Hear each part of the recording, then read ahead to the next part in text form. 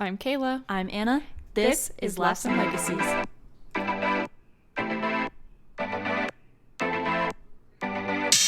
Hey, welcome back to Laughs and Legacies. This week we have A Time a Stranger Helped Me.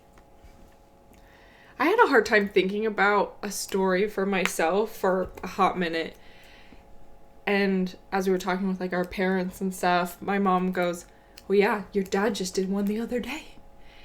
And says that he was driving, where was he going? He was going to I think he was going home from dropping his car off. His car has had issues, so he went to Big O Tires or something like that.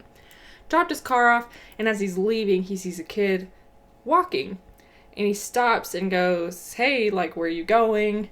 And he tells them, he's like, "Do you want to ride? I'll take you. I'm going that way." A kid? A kid. I mean, not little kid, but I think he was younger. Either late teens or early 20s, around there. Uh-huh. I don't know. He didn't really describe it to us, but that's what I imagined. Okay. Anyways, and the guy got in the car, and first thing the kid says, "You're not gonna murder me, are you?" And my dad goes, "No, you're not gonna murder me, right?" And he's like, "No." He's like, "Okay, then we're good." That is wild. Why wouldn't you ask that before you got in the car? You got in the car and then you asked. That is... That's how every true crime podcast starts. Meeting stranger, offering him a ride. It's good. Nice things. Happy for you, Dad, that you are nice, but watch out for murderers. And I do, and then it got me thinking, of a story of my own. The first thing that came to my mind was when we went as a family to go see The Lion King. We bought tickets to go for my mom's birthday, and I was still pregnant at the time. During the intermission, I went to the bathroom, and of course, everyone knows the women's bathroom always has this massive line. Why it's always the women's bathroom and never the men's, I don't know. I don't get it. But anyways... And I'm at the end of this line, and the lady right in the front, she goes, "Hey, you can come cut me." And I'm like, "No, it's okay." It wasn't really, I wasn't busting or anything. And I was she's like, "No, we get it. You're pregnant, so come cut me." And I was just like, "Okay, I'll do that." It's called pregnant privilege, okay? I'm just kidding. Sometimes there really was. I was like, "I'm totally fine." But "No, just sit down, darling." I'm like, "Okay. Do that." You're like, "I am a pretty princess, thank you." I know. Tell me how amazing I am. That's cute. I think I've had millions of stories, I'm sure, but the one that came to mind was the most recent one. This last summer, I was in between jobs, and my brother, he's in sales. He loves it so much, and he's like, "Anna, come try it." And I was like, "All right, cool." It is not for everyone. He told me that, and he said he had a feeling that I would not be good at it. And He said that? I thought he said you would be good. Well, he's a salesman, and so he was trying to sell to me. Yeah, but he kind of knew. But I think sales is not for the faint of heart. I think it's for guys who have been bullied a little bit in their past, and they can take it. Just strong hearts. Yeah, and I am the faint of heart. I could not. People were so mean. I did it for 3 days, and I was like, people were so mean. I'm like, "Dude, I didn't even do anything to you. Why are you being mean?" And I wasn't trying to sell people crazy. I was a terrible salesperson. I was like, "Hey man, how's it going?"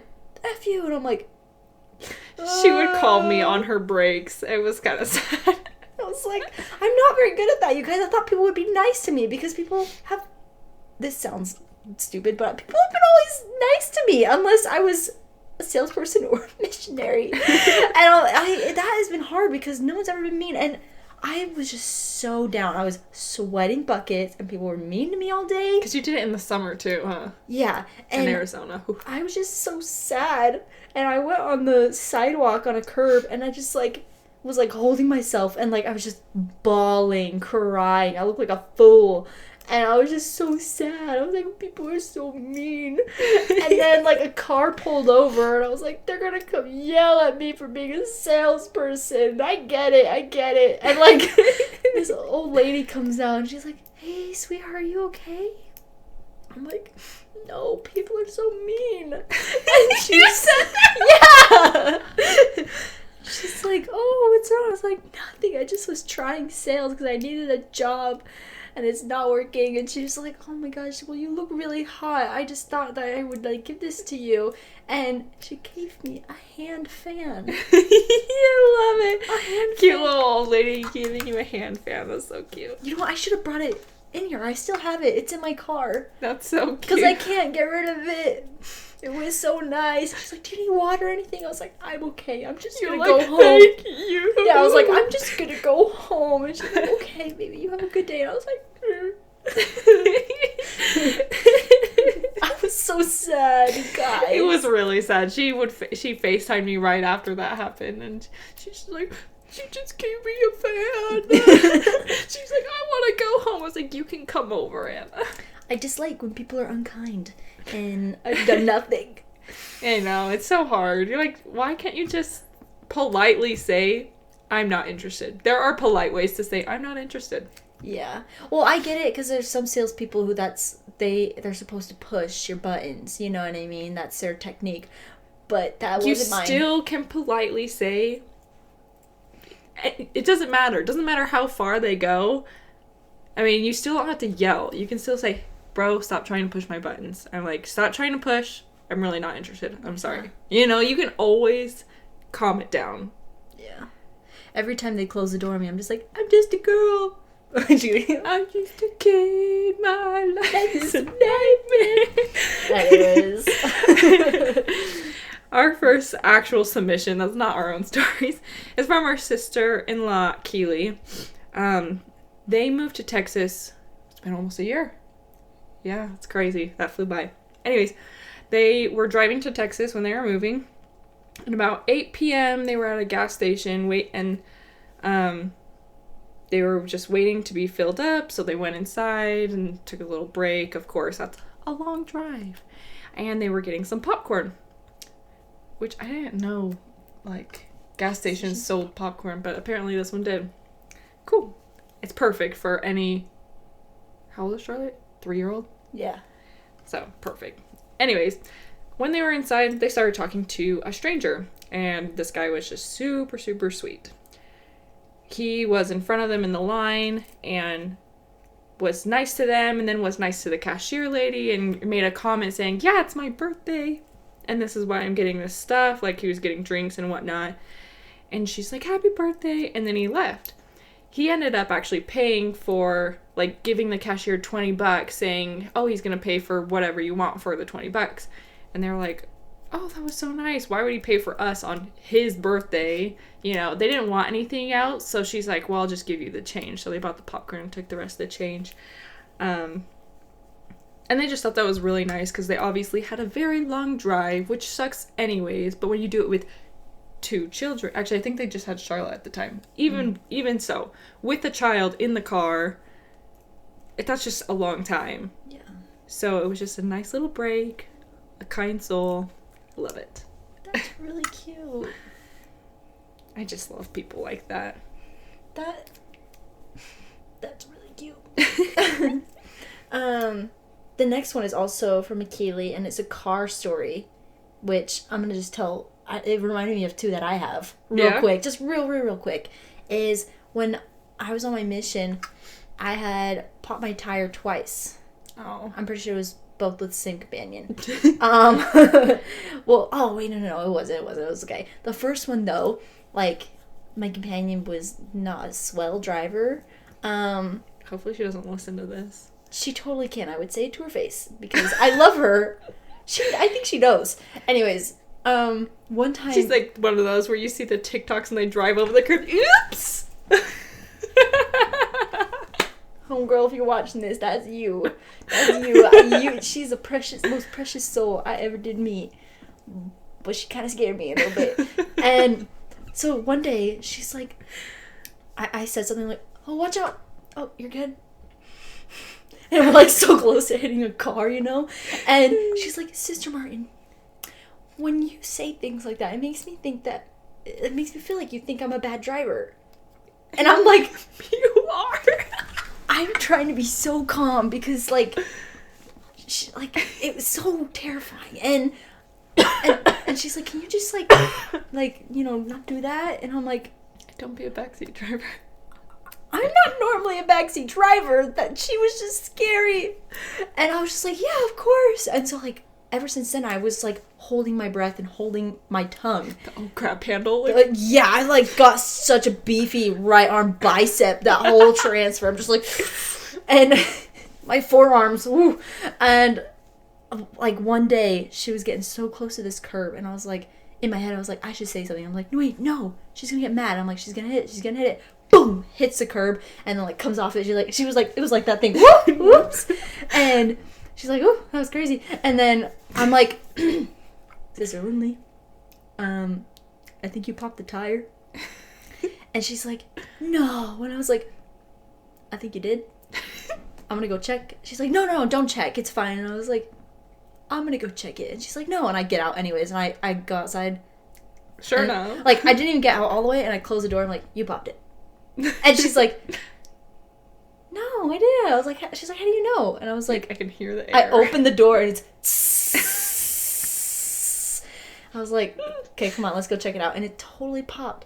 And this random guy walking by was like, do you need help? And we're like, yes. And he helped, and he just changed our tire, and he told us his life story. He's like, I used to know missionaries when I was young. Do you happen to know brother so-and-so, or elder so-and-so and elder so-and-so? I was like, I don't. When did you know them? He's like, it was like 30 years ago. You're like, I'm not even 30 years old, but... Yeah, I was like, that's crazy. No. Anyways, it was just super cool. We had another guy, next transfer later, I had popped my tire again. That one was just an accident. We actually had a nail. And this cool, like, ex-military motorcyclist guy who, like, looked very smoldery and just, like, rugged and stuff. He just, like, and he had, like, his leather jacket. He was walking back with his Fritos. He's like, do you girls need some help? And we're like, yes. With his Fritos. I love that you remember that stupid detail. Well, he was, yeah, because he was, like, this fit dude, and he was just eating Fritos. And I remember, and I was like, did you walk into Walmart just to get Fritos and a drink? And he parked, like, all the way in the back. Don't judge those people, because I am those people. Yeah, but Walmart, go to a gas station. Anyways. Fair enough. He helped us, too, and he told us his life story as well, and it was crazy. But I feel like this could happen all night long, but this is super short. We're always gonna, think of memories as we go. But I was actually just talking to, was it you or was it Mom? I can't remember. I think it was Mom. Okay. About somebody on my mission as well. So we didn't get cars. We did not drive cars. We either had to just walk everywhere, which was the majority of the time, or use public transportation, which, that's an adventure. But in one of my areas, it was like my biggest area, and it was just like a straight hill. It was awful. Every once in a while, one of the members in the ward, he was a taxi driver, and when he was like coming home or when he was like about to leave, if he saw us, he's like, where are you going, sisters? I'll take you. And I'm like, thank you so much. And he would drive us, and I'm like, you are a saint. That is like, awesome. thank you. Because I hated walking up those hills, man. That's cute. Anyways, it was just really short. He was cute. I love him, and he's always like, Hermana Martin, when are you coming back? I'm like, I love you. Go back. I want to go back. Go get a ride. Okay? I want to go back so bad. What's his name? Nestor Leon. Leon. It's kind of sounds like lion, so we always did that. We were like, Hermano Leon! Every time we talked to him. Aww. So then he did it back to us. He was a good guy. That's so cute. He became the bishop like a year ago, and he messaged me about it. He's like, guess what? I'm the bishop now. No. I was like, you are just the best. I love you. I love his whole family. They were just so cute. That is so cute. Anyways, let's get back Next to Keely's story. Okay, This is what came up with the cars stories. She says, I was coming back from Utah with my friend Hillary. We really wanted to go to Horseshoe Bend, but this was before the parking lot and the trail was marked, so maps just told us to pull over. We were confused, thinking we might have to off-road in a low Honda Civic. We decided not to risk off-roading in our two-wheel drive, so as we tried pulling out, we got stuck in fine sand. Anybody that knows that like area of Kanab and just that sounds awful. It gets everywhere. And they're in a little Honda Civic. We had no idea how to get out, but suddenly 2 guys stopped and they helped push us right right when we were getting ready to push, another cop, goodness gracious, another car stopped and helped us. The guys from the second car gave us the best advice to put our car mats under the tires, so we dug ourselves pretty deep. We got out and home safely. I think I read that weird. I wrote it weird, but yes, they just gave them advice to stick the car mats underneath That's really the tires. I've heard that about like so sticks and because they stuff had like dug that. themselves so deep, they couldn't get back out with that fine sand. So you Yeah. stuck them there. They got out, got home safely. I feel like a lot of guys out there like just wait for a moment to help some girls with car troubles. That's creepy. No, not a creepy way, but like this is a skill I have and I'm ready to use it. You know what I mean? Like changing a tire. Like those guys were so eager to help. Yeah. Like I actually knew by the second time I had taught myself to change the tire, so I actually knew, and I was in my dress on the floor putting the axle under what is that called? I don't know the terms, but I knew how to do it, and I was putting the thing underneath it, and Now axle's in my brain. No, I can't think of the word. It's not axle though. damn it. I don't know what it. It's fine. Anyways, We'll look it up. Anyways, we're gonna move on from that. We have 2 more stories, and they're both from my to-be mother-in-law, and they are pretty legendary. She's so cute. So she just came down just a couple weeks ago, and the first thing, like, she said to me anyway, she had already seen Anna when they showed up, but first time I saw her, she's like, guess what? I have the best story. She's like, as we were driving, like, we landed, and we didn't want anyone to come pick us up from our flight, 'cause they're from Utah. So we just got an Uber. Uber was super nice guy. Where was he from? She said he didn't seem like around here. Anyways, had a very, good drive, whatever. And then they left, and it was like pretty early, or it was already getting late at night. And it wasn't until she got in the house that she realized she left her Louis Vuitton purse in the back seat. Because she didn't really bring purses with her. She always does, like, stuff that can fit in her pocket or, like, a satchel bag, but never really a purse. And she was like, oh my gosh, are you kidding me? So she tried reaching out to the guy. She didn't hear from him for a little bit. At 1 a.m, he came back and gave her her purse. And when she went through it, everything was still in it, which is super cool. He didn't steal anything and actually brought her Louis Vuitton purse back. She said that he drove like 4 hours. I didn't hear that. Crazy. That is a lot. That is very kind. She said they tipped him well, but like, Yeah. At that point, you need to tip him well. Yeah, that's so cute. That was super nice. I can't believe that happened. Way to go. If you're out there. Much love. Her last story. It's really cute. Yeah. It makes me think about, like, in whose life have we been that stranger that helped, you know? Her and her daughter, Sienna, were at a BYU store getting some sport equipment for Sienna. She was on the volleyball team, and they were getting her some volleyball equipment, of course. Now, Chris got a call from what I believe it was her sister-in-law's sister. So in this case, it was rather unusual to get a call from her, and Chris just knew that she had this feeling that something was wrong. So she gave her purse and her wallet to Sienna and just left the store without saying anything. She goes out into the crowded area outside. There was also a football game happening, so it was very crowded, very loud, and her sister-in-law's sister told her on the phone that their niece had just passed away. Chris couldn't hold her composure. You know, she started crying and kind of losing it here in this huge crowd. And out of nowhere, this family comes up to her and just say to her, "What do you need?" They didn't go up to her and say, "What's going on? Are you okay?" They just said, "What do you need?" And she told them. She says, "My niece just passed away. I need to get to Arizona, but my daughter's here." And she's telling them their situation. She gets out her phone to try and book a flight, and her hands are shaking so much, so they just take the phone from her hands and they book the flight for her and give it back. And they say, what do you need us to do? And she says, I don't know what to do with my daughter right now because I just need to go and get my husband and go to the airport. And they're like, we have an extra extra ticket to the game, and we can take her. Chris now says something funny, it's just like, I just let my daughter go with this family. But this was a huge blessing in disguise. This family was right there, and they were ready, and they helped them right when they needed it. Just complete strangers. And they're just so nice. And I do love that they didn't ask, like, what's wrong? Tell me what's going on. Because that could just be so much more overwhelming in such a situation. It's just, what do you need? What can I do? They were just ready to help.